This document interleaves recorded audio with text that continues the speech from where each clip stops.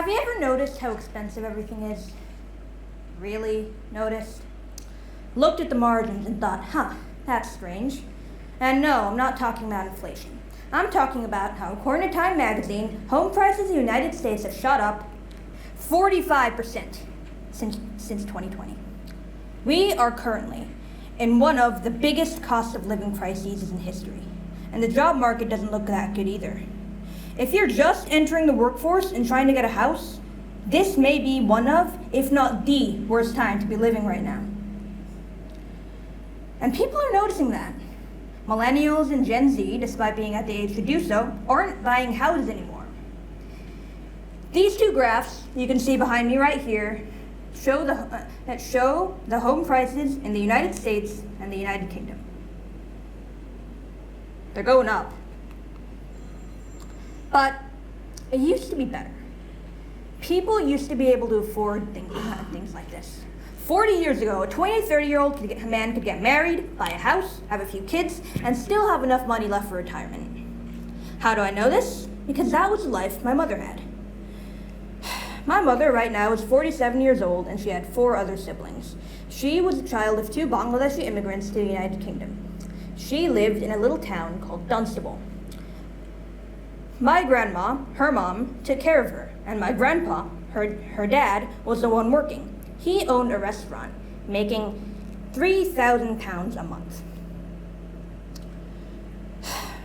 And he owned that restaurant, the house, was able to send the kids to school, and was able to send money back home, all while my grandma was still taking care of them.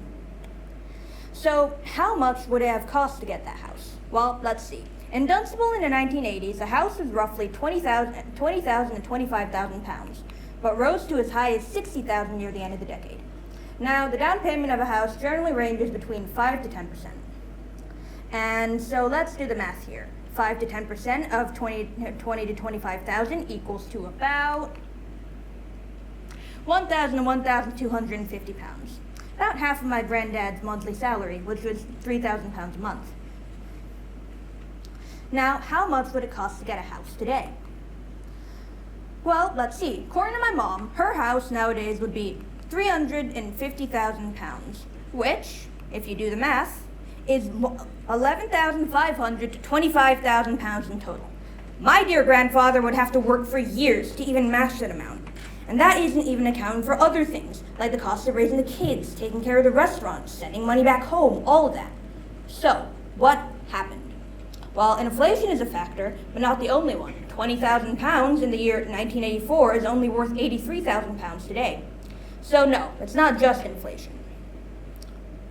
What is it then? Well, suffice to say, it is getting harder to live. Yep, that's it. Sounds insane, but it isn't. The world is changing, and in my opinion, it is changing for the worse. Today, I'm going to be talking about an issue that I think is important to me, and should be important to you too. The rising disparity between the higher class and the lower class, and how that became to be.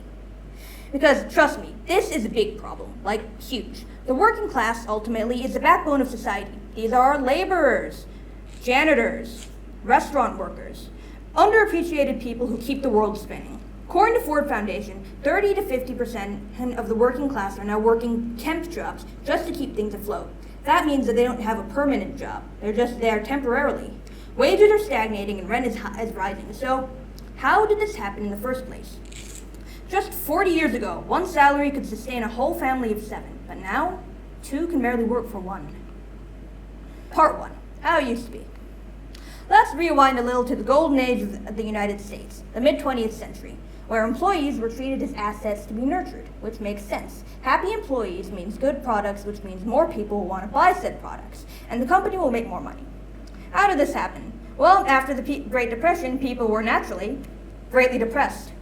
It was the biggest economic crisis in the country's history at that point. Everything was terrible. So a man by the name of Franklin Delano Roosevelt took charge and changed everything by creating something called the New Deal. Thanks to the New Deal, we got stuff like Social Security, the right to unionize, national minimum wage, and an 8-hour workday. And then the United States became the most prosperous country in the world, and everyone else followed suit. This is how people back then managed to buy a house, get a car, have a few kids, go on vacations, and send their kids in college, and then retire at a reasonable age. And if you were unemployed, don't worry, the government's got your back. Social Security created safety nets for the elderly, the homeless, and the unemployed. The New Deal made the Federal Emergency Relief Administration, which in 1933 gave out $500 million to sustain the unemployed. And there was also the Public Works Administration. It helped build infrastructure projects, such as building schools, dams, courthouses, and gave thousands of jobs to unemployed Americans all across the country. And look at this, it was working. As you can see in this graph, there is a direct correlation between GDP growth and unemployment. And this thinking spread. Other countries were seeing how well the US was doing and followed suit. Everything was going great. The 1950s and 60s were a massive time of prosperity for the United States. That's why people back then had so many kids. They could afford to. So what changed? Well, for one, the United States got into the Vietnam War, which was really expensive. It didn't really do anything. And that spent a lot of money. This graph here shows how high inflation was during the war. The government spent a lot between weapons, giving aid to South Vietnam, and more. As you can see, it peaked at 14% in the 1970s. Meanwhile, other countries were modernizing, and suddenly it became cheaper to import instead of making your own products. The government was going nuts. So, how do we fix this? Part 2, neoliberalism. This man right here is called Ronald Reagan, 40th President of the United States. And he is a really big reason why things are why they are today. And no, that is not an exaggeration. Reagan introduced something called trickle-down economics, which basically did this.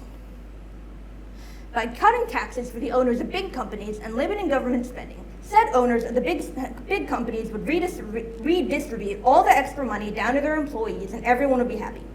Did this work? Well, think about this. An owner of a really big company suddenly has to pay less taxes and now has more money. Do you think that owner will seriously give all of that money down to their employees, or will they keep it for themselves? Surprise, surprise, the rich got poorer and that automatically meant the poor got poorer. The money just pooled at the top. Let's look at this graph. As you can see, the elite had a lot of money in the early 20th century, only for it to plummet in the 1950s and 60s. That is the exact early period of prosperity I was talking about. But only in the 1980s did the money start to skyrocket back up, which coincides exactly when Reagan took office.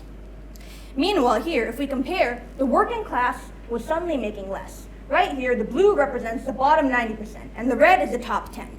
Notice how they start gaining more money how the red starts gaining more money after Reagan came, and the blue started losing it. And this wasn't just happening in the United States. British Prime Minister Margaret Thatcher was doing the exact same thing. She introduced a party called Thatcherism, which privatized government-owned industries, diminished trade union power, and prioritized self-reliance. Things like, for instance, public housing, things like perhaps public housing became, well, a lot less public. Thatcherism saw a revival of good old Victorian-aged family values, complete with union squashing and a shift in welfare. And what did that do? Create unemployment. After the 80s, the unemployment rate skyrocketed, and we haven't been able to recover since. This policy as a whole was called neoliberalism, and as you can see, while it did have good effects short term, it was devastating in the long term. This, my friends, is what crippled the working class. So, what was so bad about Thatcher and Reagan's policies? Well, for one, it massively limited the government's support in the economy. And you may be thinking, well, that's fine, it's the government, they're not supposed to help in the economy. Well, the problem was, the government's support created a safety net. If you fell on hard times, don't worry, you can fall back on welfare. The government's got your back. But to quote my drama teacher, what they did was do this. You became your own little businessman. Neoliberalism essentially told people this, that you are on your own. No one's gonna help you. You have to pick yourself up by your bootstraps and help yourself. And, well, this is a pretty key component of capitalism, we all know that, and I just find it so interesting how the difference between the New Deal era and now, the New Deal era was, by the way, called the Golden Age of Capitalism, which, we were going against those communist Russians. The government did a lot of socialism. And then when we got fully capitalist policies, everything started failing. So, what now? 3. Moving forward. Now, I know a lot of what I've said this whole time has been pretty bleak, because it is. This is how everything happened, and we haven't been able to recover ever since. The working class has effectively been diminished because it no longer has government support as a safety net. But we can do something about it. Get out there and fight. I'm serious. Your voice matters. Get out there and vote. Demonstrate and try to close the gap I spent this entire time talking about. Because together, all of us, collectively, we can do anything. We're strong. And if we all unite together, we can make some serious change happen.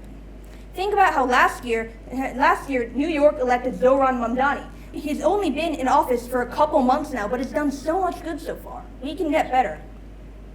Because, to quote my favorite musical, Hadestown, I believe that we are many and they are few.